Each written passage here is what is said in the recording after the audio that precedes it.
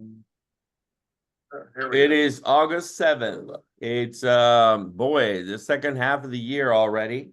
We're going live simultaneously on LinkedIn, on Zoom. We're recording. Yeah, and I need to mute myself on the other recordings. That's why this is all sounding so interesting. But here we are. We have a great guest today, and we're gonna review what's going on, a meltdown of the stock market, interest rates, transformation, energy going everywhere, electrification, AI taking over the world, startups, fascinating times. But before we get rolling here on this glorious day in Austin, Texas, 98 degrees, it's a little hot. We have our own John Sibley Butler get us going with some music. I called my friend Llewellyn King the other day. I said, Llewellyn, how you doing? He said these words to me.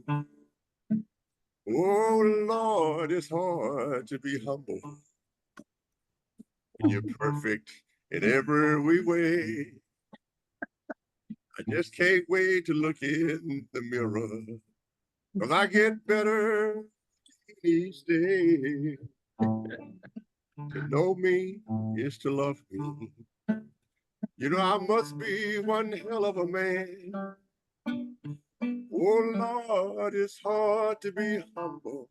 But I'm doing the best that I can. And then Llewellyn, he read back in the day, he said, but I have me a girlfriend, but she could not compete with all of those love-starved women who keeps cowering at my feet. Why, probably could find another, but I guess they're in awe of me. But who cares? I'll never be lonely, 'cause I treasure my own company. All right, Johnny, you realize that for that insubordination, there will be a terrible punishment. I do understand. I finally figured out a song that fits you. How are you doing today, Llewellyn? Doing well, thanks, Johnny.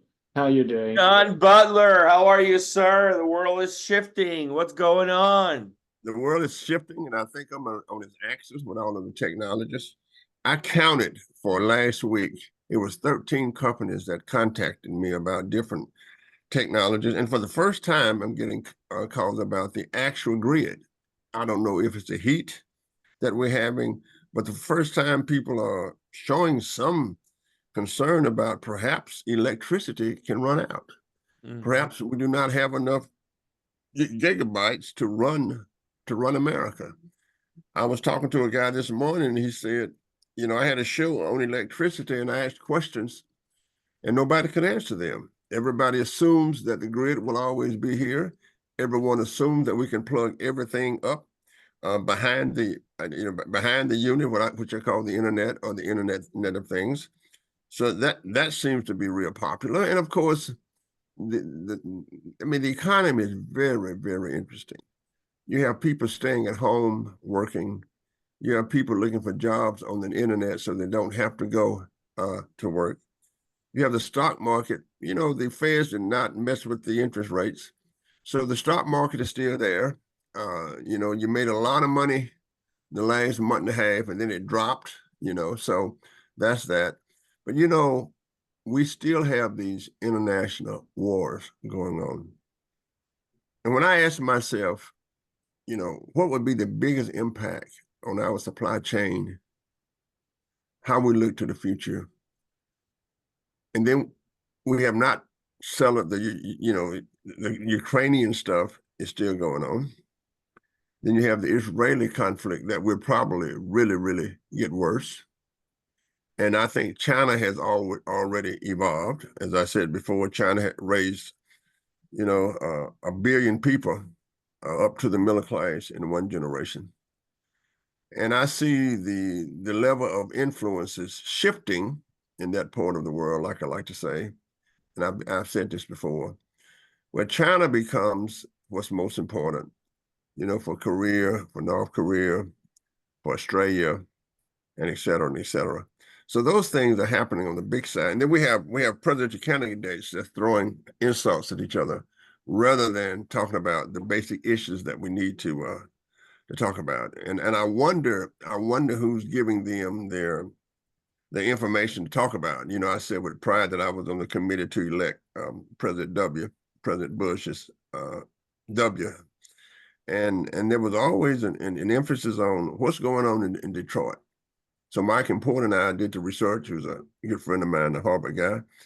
And if he were going to Detroit, we knew he had to talk about unions. If he was going to Texas, we knew he had to stay away from unions. If he was going to California, we knew that he had to talk about Silicon Valley and research. He was going to the Northeast in Boston. We knew that he had to talk about education and the importance of education. But my God, I sit through these things and I listen to the presidential candidates throw insults at each other. And finally, you know, the future has always been made by us. Western civilization now they're trying to destroy Western civilization, its entire history. And when I say Western civilization beginning, I don't know what, 1600s or whatever, 1400s, with the Leviathan and Rousseau and Locke and Nietzsche. And I think that a way of life, if you will, where science and technology replace, you know, all of the voodoo and etc. I think it's under attack. And the question is, where do you go if you don't have Western civilization? So I think there's a lot going on in the world, and it's different. I can feel that it's different here than it's been in a long time. It's gone beyond just protests. It's gone to the destruction of history. Nobody can say what they want to say. There's no more Rousseau anymore. There's no more studying Hobbes anymore. You know, you have to understand the basic philosophical background, and I think of Western civilization, and I think that's being destroyed. I'll shut up now. If I don't shut up, I'm gonna have to charge Bert tuition, so I need to shut up now. And Llewellyn, what say you? Llewellyn have. Well, you're interested in mine, Johnny. My wife just whispered to me, he's forgotten about ancient Greece and Rome, which had a little bit of an input into the Renaissance. Yeah, but I don't. I mean, everything repeated. But I started. Yeah, Rome was a little different. Once the Germans kicked Rome's butt, then Western civilization started. And I mean, the Romans believed to kill and to maim was a virtue. And then with Nietzsche in his research, he said, we could talk about the impact of ancient Rome for a very long time. Yes, we can. I don't think that's what we should be doing now. We're in a time of hesitance because world leadership is in abeyance, the US in particular, but it's uncertain how the new government in Britain will shape up, whether a Labour government can really deal with some of the horrendous problems that Britain has, many of which are the result of its rather foolish decision to leave the European Union on a vote of 52. The majority was very slight, and it was a non-constitutional vote because there was nothing in the English Constitution, which famously is not written down, which allowed for such a vote, but it was done. Big countries can make big mistakes, and you ought to be aware that no country is so big that it cannot make huge mistakes and cannot undermine itself. I'd like to remind everybody that at the end of the Second World War, Argentina had the 5th largest economy in the world, and now it's down around about 170 or something. That bad government has a price, and mistaken government pays a price. And we should bear that in mind as we head into an election here. We also have this lack of really stunning leaders. Leadership requires some preparedness to follow, but it also requires someone worth following. And across the globe, there is nobody at the moment in the liberal democracies who stands up as an exceptional leader. I mean, you can't say it of Australia, New Zealand, Canada, or Western Europe. So that's a pretty discouraging world. But I'm assuming that we will get through it. The immediate worry, I believe, is not unemployment in the US. We had a fairly weak jobs report, which sent the stock market into a tizzy, that the imminence of warfare between Iran and Israel.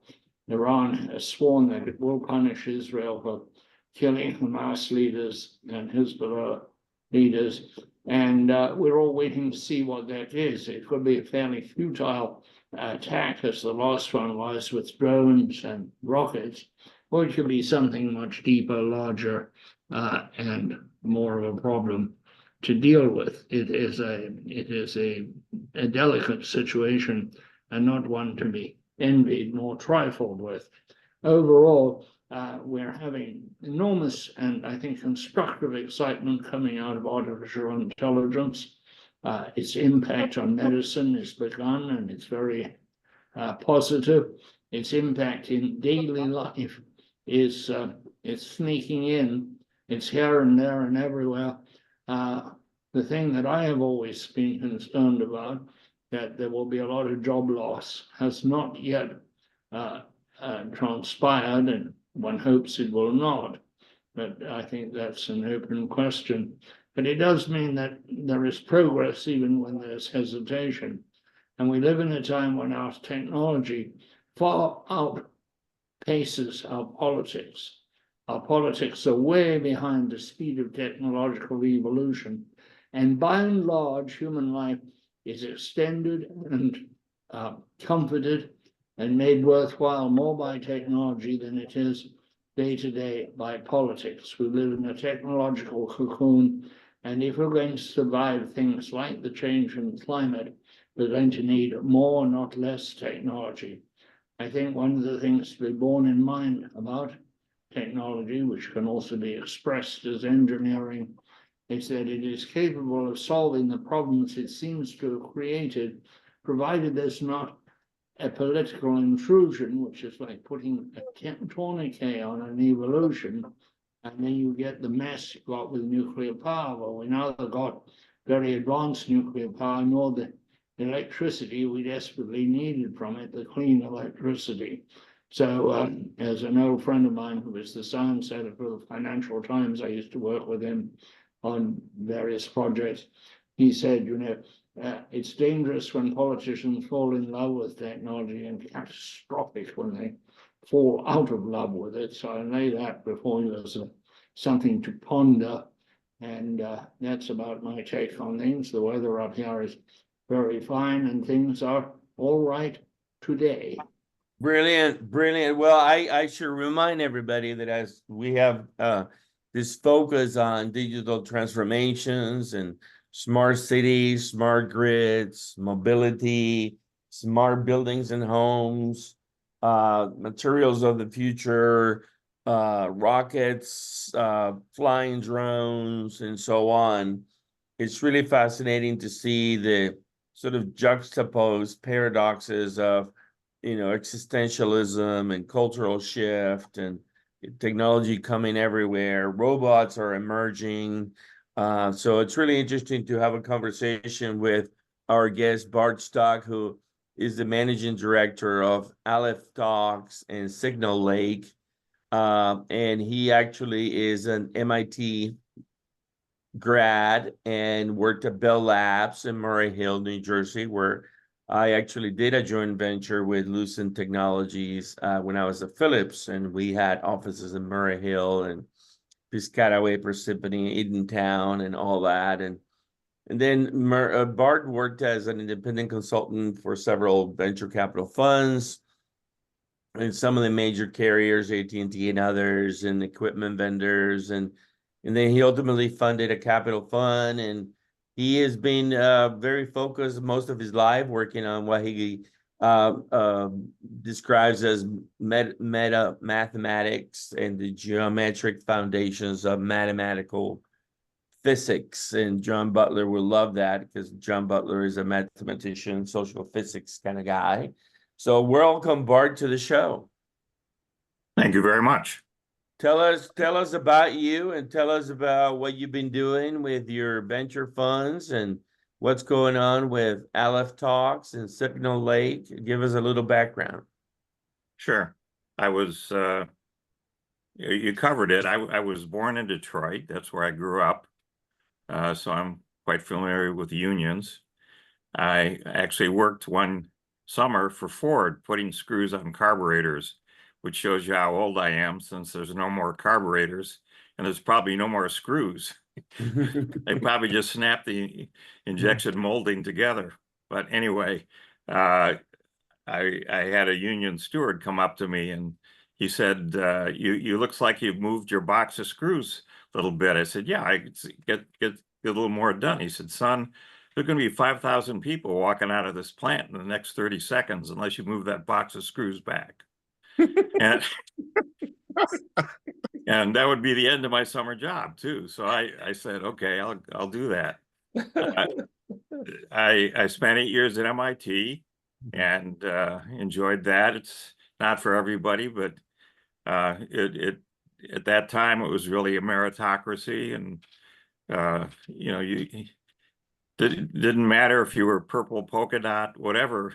If you could do the work, you're welcome to come there and go at it. Then I went to Bell Laboratories. Bell Laboratories, yeah, everybody has one of these things. There's two pieces to it. One is the hardware foundations, which is the transistor that came out of Bell Labs. So that made the actual hardware electronics possible. But a lot of people miss the fact that Bell Laboratories was very strong in software and developed Unix. And these phones that run either iOS or Android, which is a direct descendant of Unix. So Bell Labs gave you, both of these things, the hardware and the software. But it's a very different Bell Labs now than when I was there. And I ended up working on a lot of different systems at Bell Labs, so I was exposed to a lot of different things. AT&T was the largest company in the world, had 1 million employees. They had a flag; they could declare war.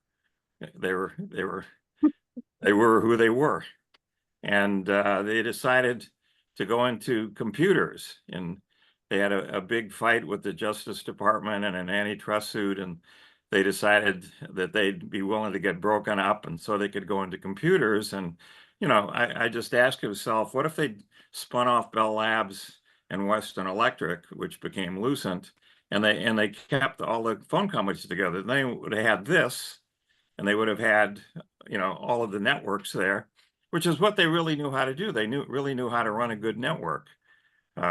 People remember going to other countries back in the 70s and complaining about the phone service compared to what the US had. But that was a decision that wasn't mine, and argued for them to not go into computers, but the decision was made at the top. And so I was involved with the group that came up with their market entry strategy to use Unix to get into the computer business. And they went at it. After 4 years, they decided to take over NCR. And that was, at that point, they admitted to losing $4 billion in the computer business in 4 years.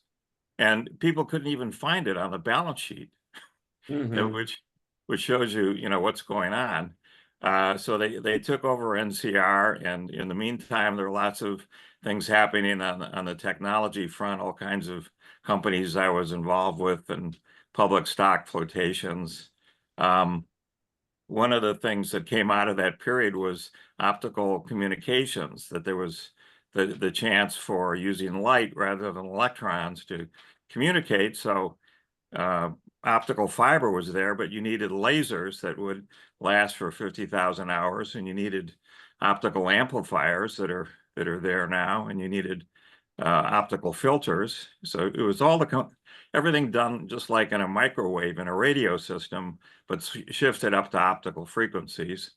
So there was 2 different companies I was involved with: Sienna, which is still there today, and JDS Uniphase, that supplied components to Ciena. Ciena was a systems company providing transmission systems to different companies, and so that was an interesting time. Probably the most ubiquitous startup I've been involved with is you use it every day when you're using your phone.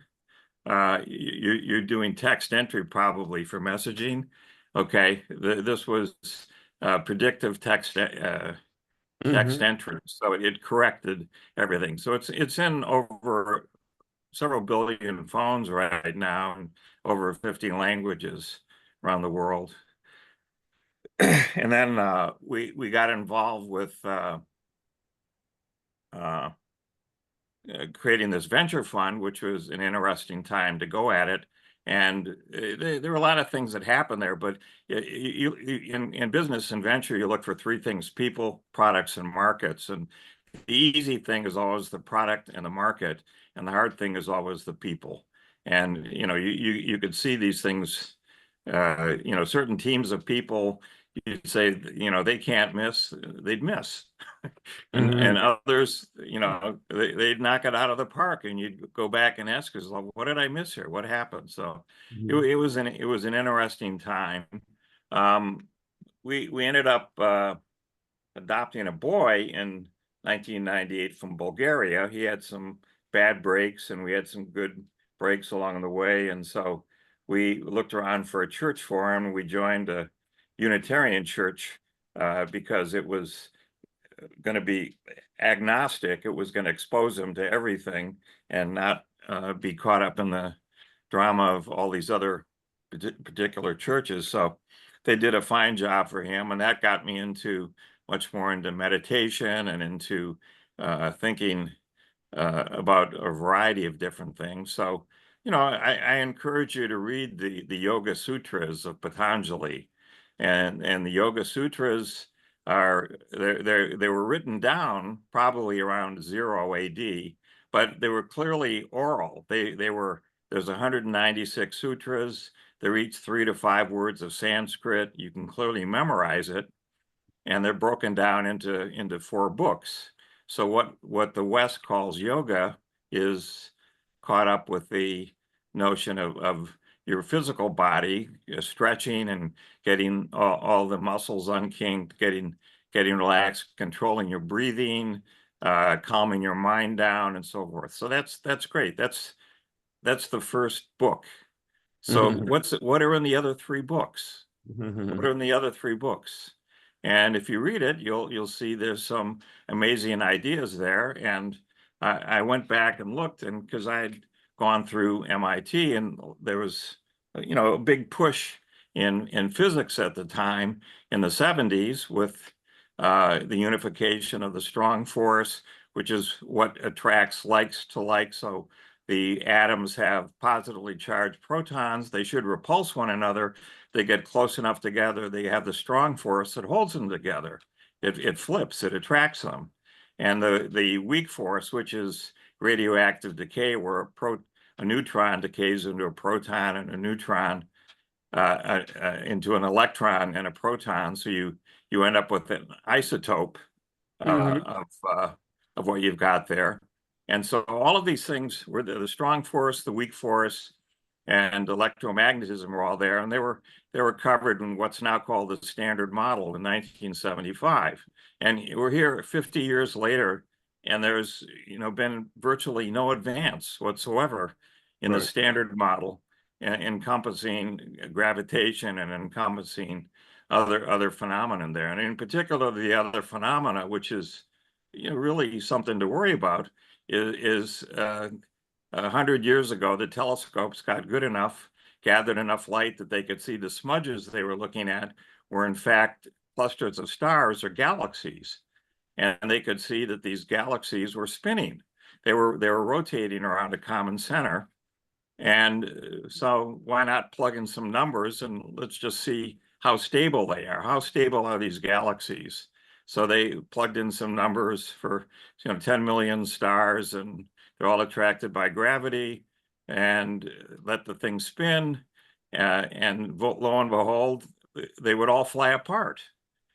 If they're flying apart, then there's got to be some other stuff there, that's holding them all together. So not knowing what to call it, they called it dark matter. And it turns out now that we believe that 5% of the universe is what's been studied for the last 500 years in Western science. If you go back and read Patanjali, you'll see how to cover the other 95%, but most people don't do that. And you end up saying 95% is dark. It turns out 27% is what's called dark matter, and 68% is what's called dark energy. Dark energy is in part what people think Einstein came up with his cosmological constant, where things were repulsing one another. Hubble observed that all the galaxies and stars are going away from one another.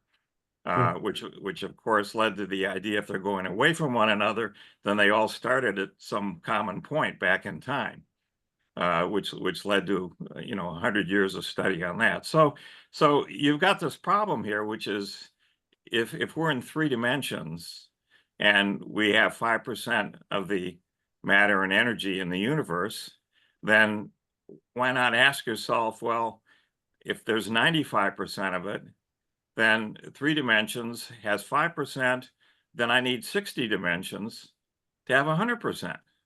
So I need more dimensions. So there's probably more dimensions out there.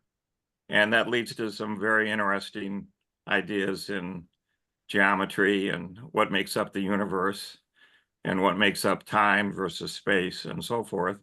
And so I find these things intriguing, and that's what we've put together at our Unitarian Church as a class called AlephTalks, where we try and cover the mysticism where science, art, and spirituality meet. And we have a YouTube channel with a bunch of videos on it. We record everything with Zoom, and you're all welcome to look at it and so forth. And so that's where we are today. Well, that's very interesting, and I just dropped in a class back at Northwestern. It reminds me of my graduate school, and I have some questions. I'm very excited about your comments. And the first question I have, you described the first, let's say, the half of innovation in America that was really funded by private enterprise and really funded by private labs, right? The government provided to private labs.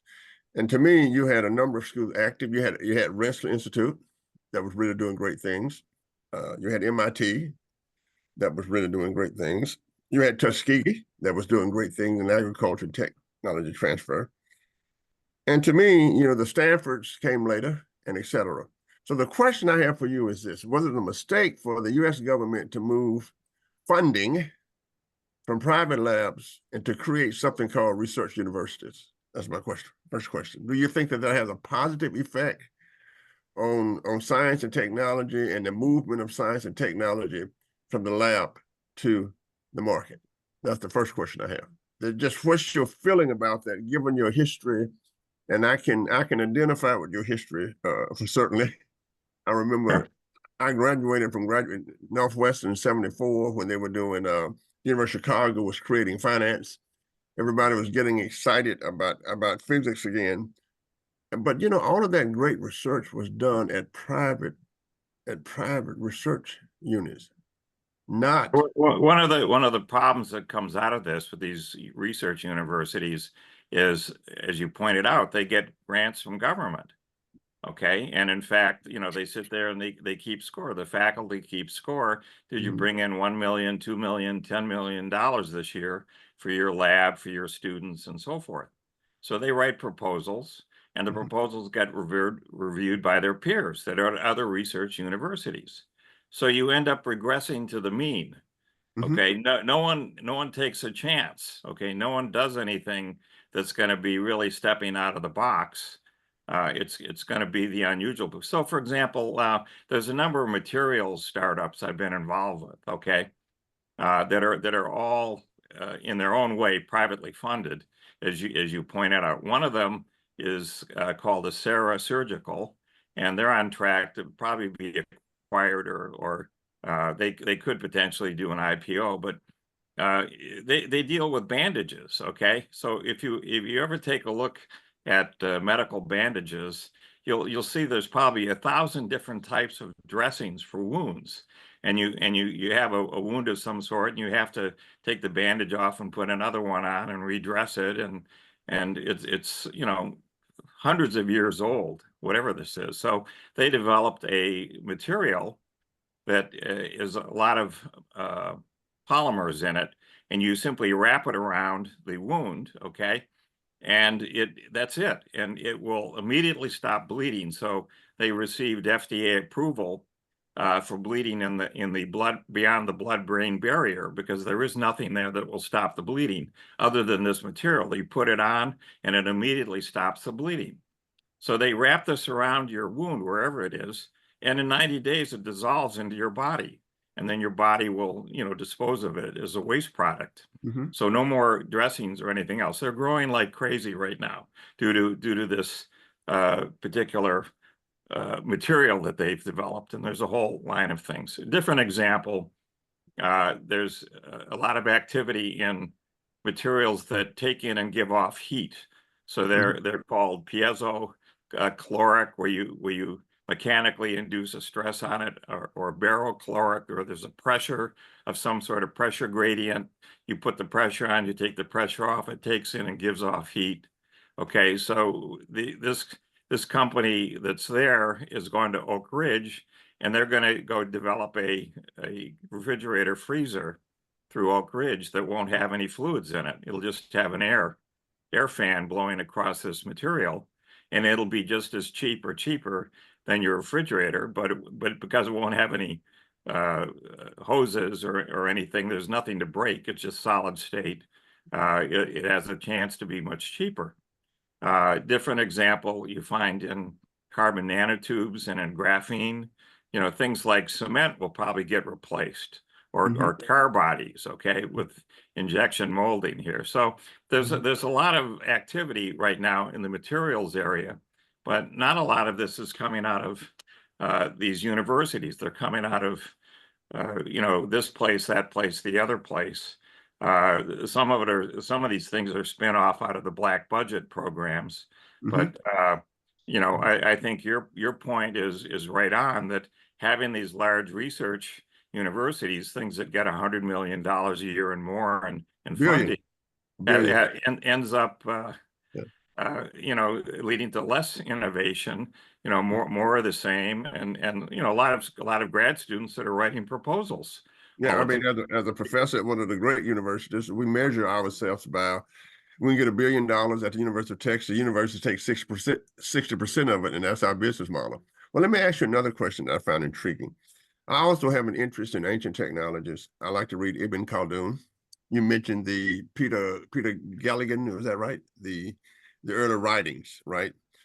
So if you look at Ibn Khaldun, and you look at the early ideas, and they're always concerned with predicting the future.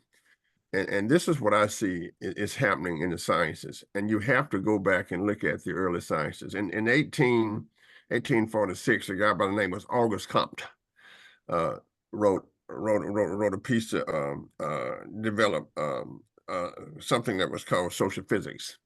But Auguste Comte did not have the data to create the equations for social physics, and they debated it, and that became sociology.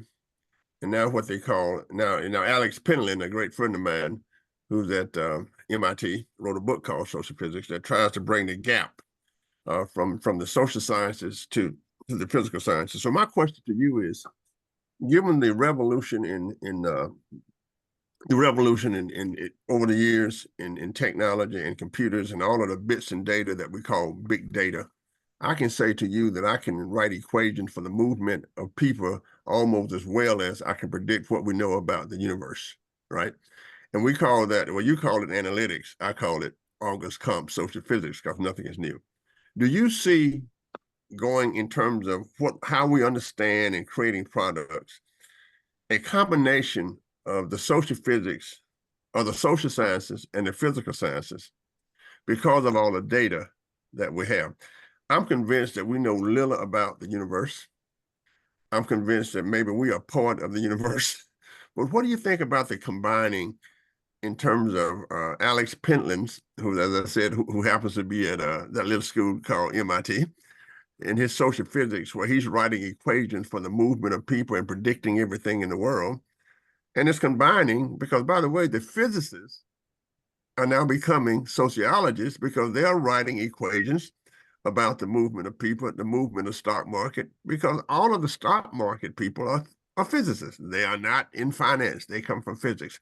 So I see this as a combining of equations for science in the future. What do you think about that, Bert? Well, the Jim Simons created Renaissance Technologies.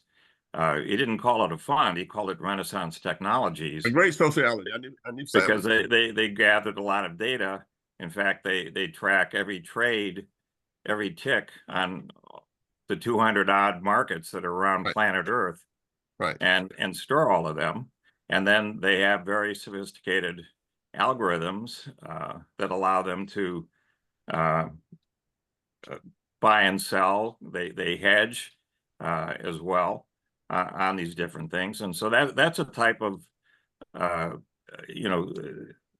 it captures human nature in that sense of how people handle doing trades.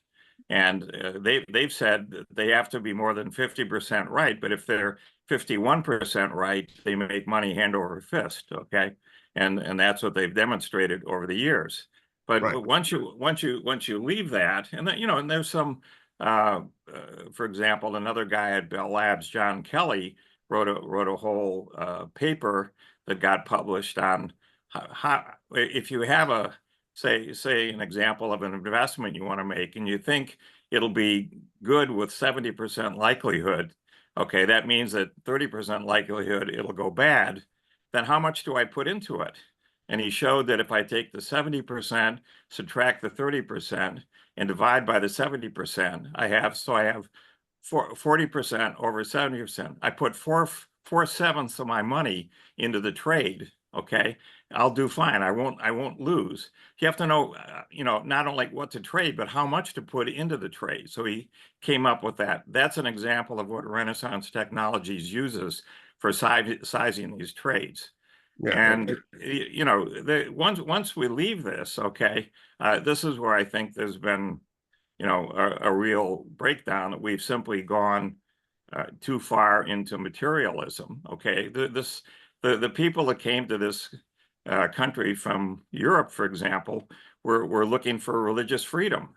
They were looking to become free. Of course, they created their own set of problems when they came here, but this country went through not only an initial wave of religious fervor, but in the 1820s and the 1830s, there was a whole new wave of religious fervor. A second awakening occurred where people would literally, every week there'd be a sermon at some church. They'd publish them in the newspapers, and they would go to their public houses and read these things and talk to one another about what was said. Could you imagine that happening today? Remember that Princeton started out as a religious institution, Northwestern started out as a Methodist institution. But let's add that's right to the stock market, and then I'm going to stop. You know what Pentland showed in his book Social Physics? He looked at the networking between buyers, between investors themselves, and he could predict what they were going to do based on what their friends did, because they talked with one another.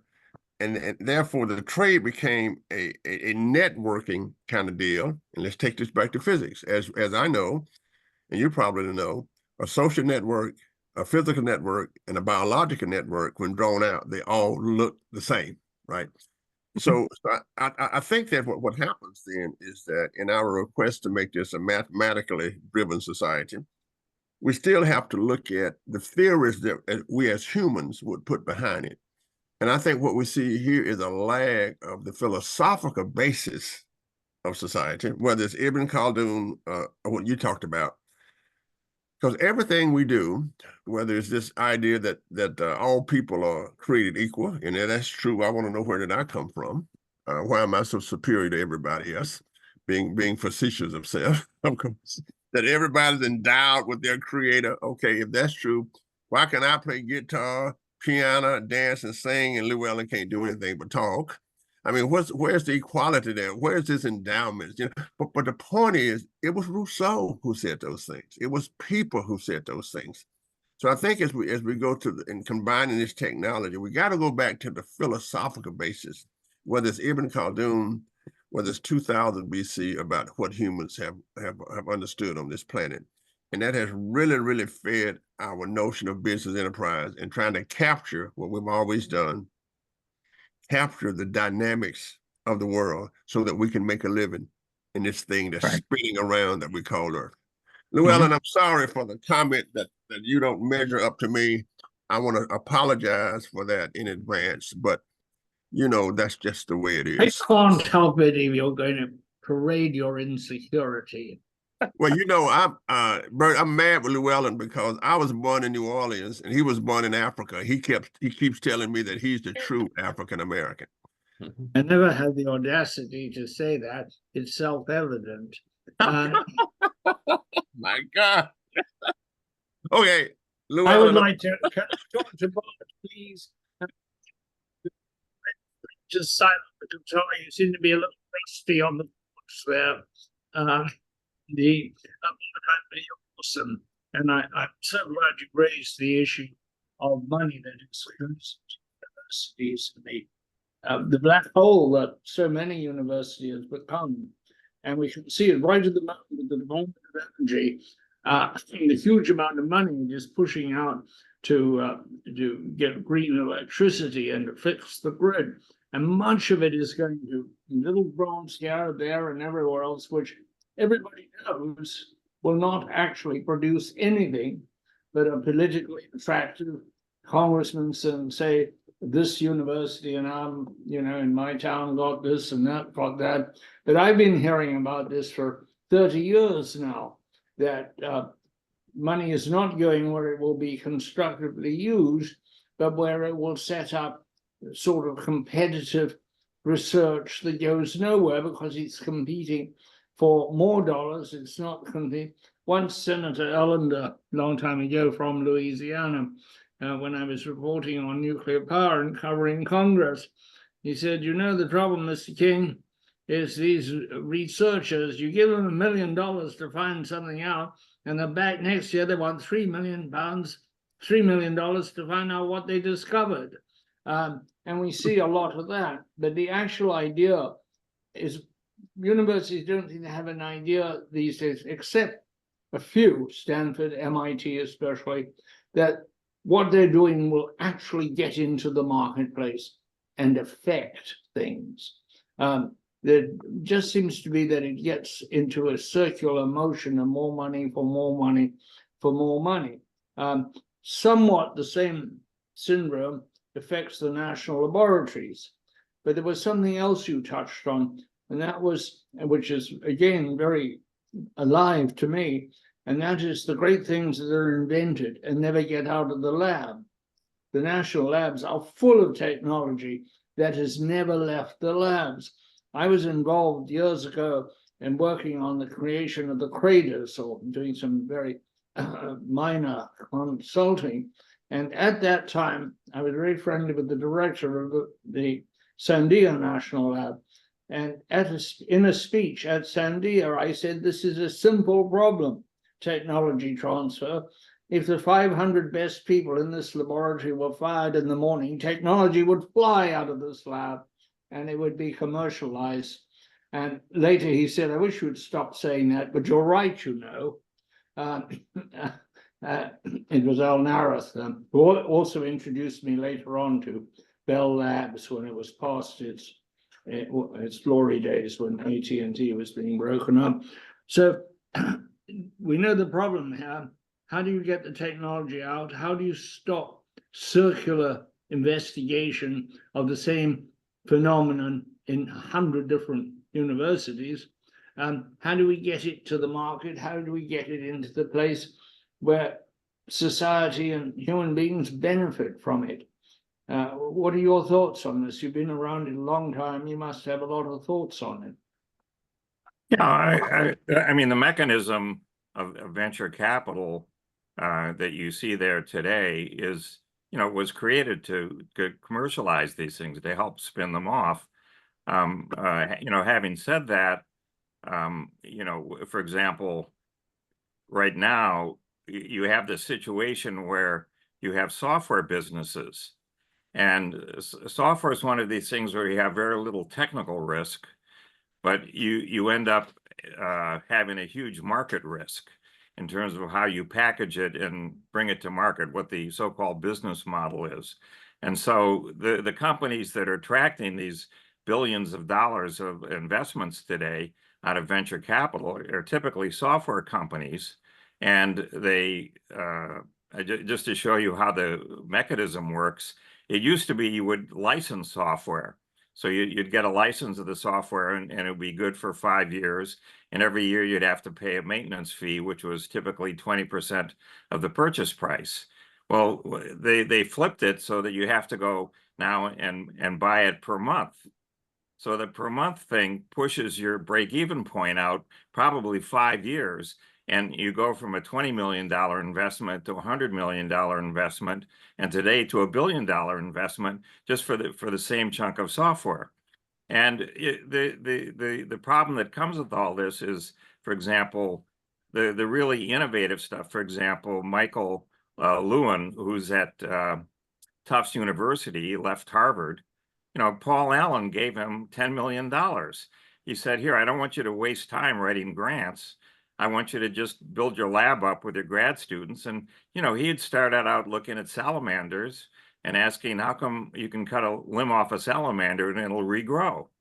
And he's done amazing things. I encourage you to go look at his website to see what's going on. And he's created a couple of spinoffs out of this, but they're all privately funded by venture capital. And he's very much, one of a kind. Most people would never take that chance that he took of going down this particular route and trying to see what is it that makes these things work. He's focused very much on the bioelectricity side of things, and which has been ignored. Over half of MIT's funding comes from pharma. So the answer is always a pill, no matter what the question. And what comes of this is just leads you in this direction of circular reasoning, where you don't end up with anything. You look at the COVID work, for example, with the recombinant RNA, that was done by someone who was viewed as a nut. It was a miracle. She kept at it for 20 years and then, did what everybody else said was impossible. But, she didn't get any support for that. And these are the things that really matter. So. Yeah, back when I was a publisher, I ran conferences, and one of those was on nano technology, and we ran it in conjunction with Lawrence Livermore, and we had all the other labs who were working on it, and so many of them were doing the same thing or something that was only a few degrees removed from what each other were doing. It seemed to be huge. And when we first got into hybrid cars, I went out to the National Renewable Energy Lab, and they were pulling apart a German hybrid to see how it worked. I went down to Oak Ridge, and they were pulling apart the same car to see what the Germans were doing. Sure. And this does cause you to wonder who's in charge of this nonsense, when already it wasn't necessary. We had the same kind of let's study it after the event that went on when the aeroderivative turbine changed the use of gas in the generation of electricity, jet engine on the ground. Pretty straightforward. And yet 3 labs I know of were pulling them about and trying to reinvent a technology which was proven in million airplanes, quite unnecessary. And this also produces some strange results when argon produced ceramic ports for abusive use, like ceramic parts for abusive use, like exhaust ports, valves, etc. They took them to Detroit, and Detroit didn't want to know because Detroit had one question, your friends, and that was, are the Japanese going to use them? Which is very discouraging that so much doesn't come up. But I'd like to ask a question about venture capital. during what seemed to me like the height of the venture capital enthusiasm, when an awful lot of startups were coming to fruition, the mission of those startups at the time was to do something great and then have an IPO and get rich. Nowadays, it appears that the startup, from day one, the venture capitalist is asking the startup, will Google buy you? Will Microsoft buy you? Which seems to me both very destructive, and also you end up with a situation that Google has, where it has bought 228 major entities in a short period of time and basically doesn't know what to do with them. So in fact, that rather than being creative, they're buying and stifling their own opposition, or that's what it appears like to me. And I wonder what your thoughts on that are, Bart. No, I think you're right on that. You know, there'll be half a dozen companies, startups in a particular area. They'll all go to Facebook and Microsoft and Amazon and so forth, and each of them will pick and choose what they think is the best out of them. But there'll be a line that won't ever get acquired, okay, as a result. So, you know, you're at that point, you're really you know, you're telling a story. You know, it's a dream. Let me turn it around on you.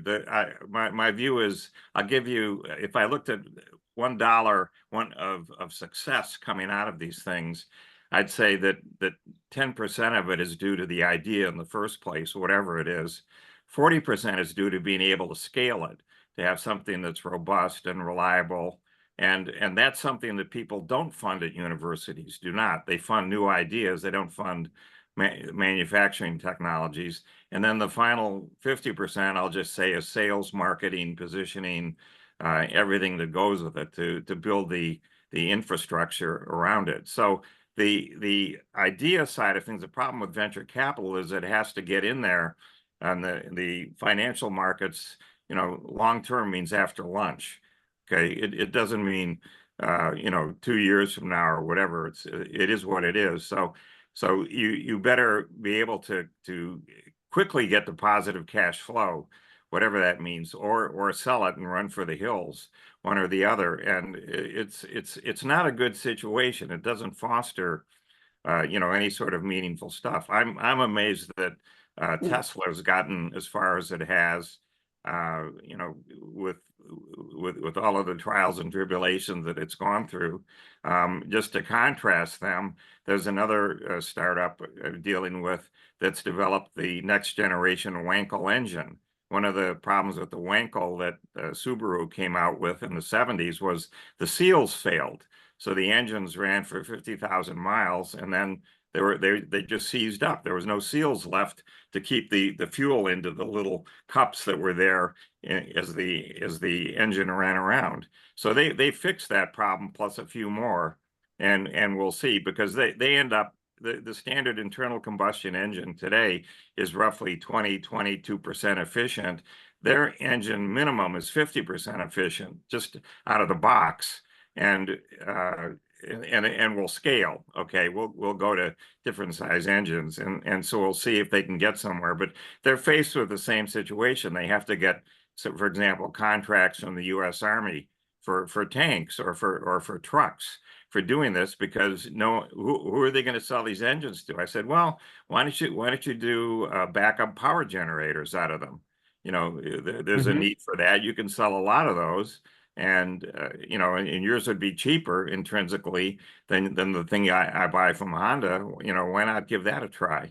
But you know, they've elected, because of their venture backing, to go off in this, what I view, more risky direction of trying to sell to the Army. You know, a lot of people try and sell to the Army. They don't have anything to show for it. That's very interesting. The Wankel engine is one of those. It's always with us, and it's always it's like nuclear fusion. It's always over the horizon, although I think nuclear fusion is now much closer. But I've been hearing about Wankel engines. I think, what's it, Mitsubishi that sold a car with a Wankel? Or what's it, Subaru? Anyway, it didn't work as it should, because it was fairly intensive, I think, of fuel, rather than being economical, but I forget the data. I looked at it at one time. I find this very fascinating. I don't like to ask people questions without asking them, do they have any solutions to some of these challenges we've raised here? Yeah, well, let me just add to this, Bart, and I think I want to go back to your introduction and kind of kick off what Llewellyn just said. I think that we have the technology.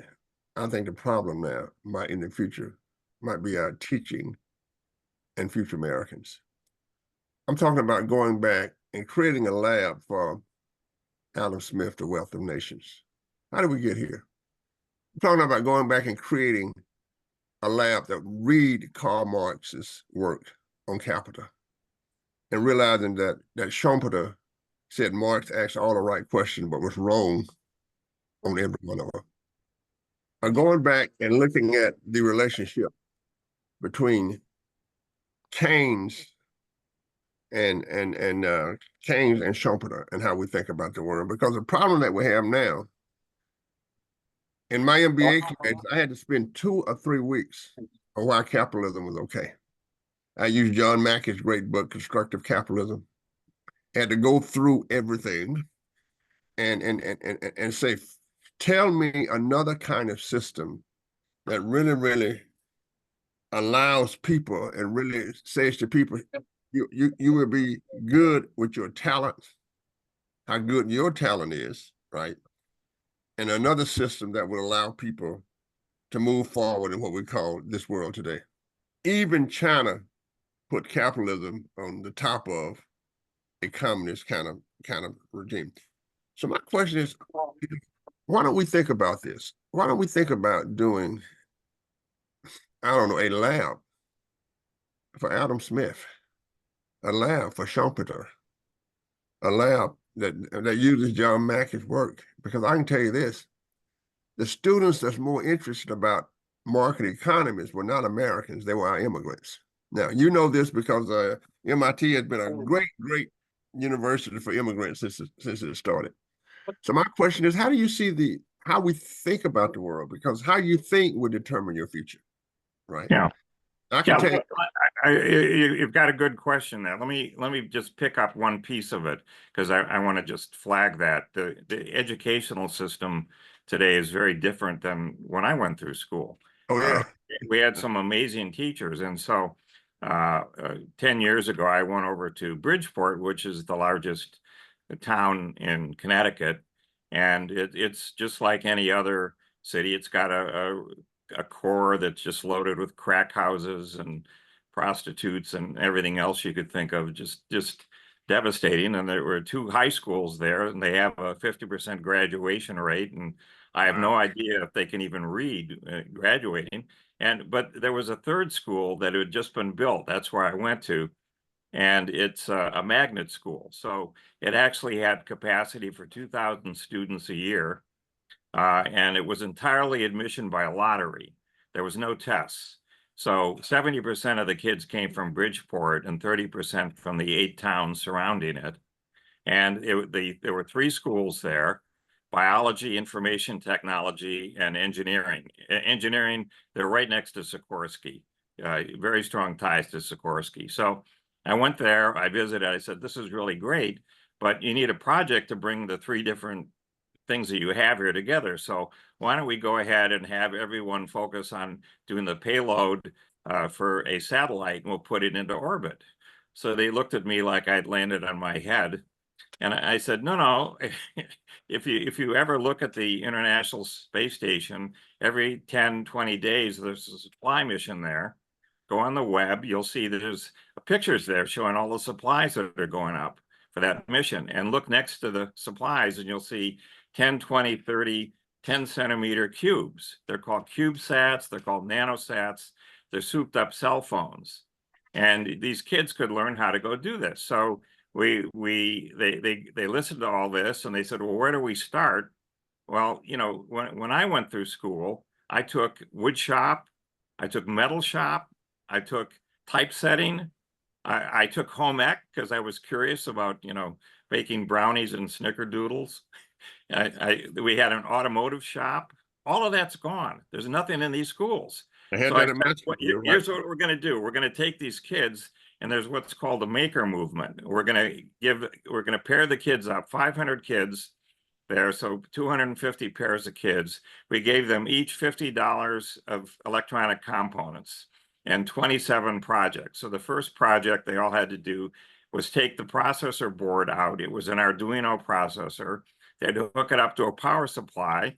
They had to hook up a light emitting diode to it.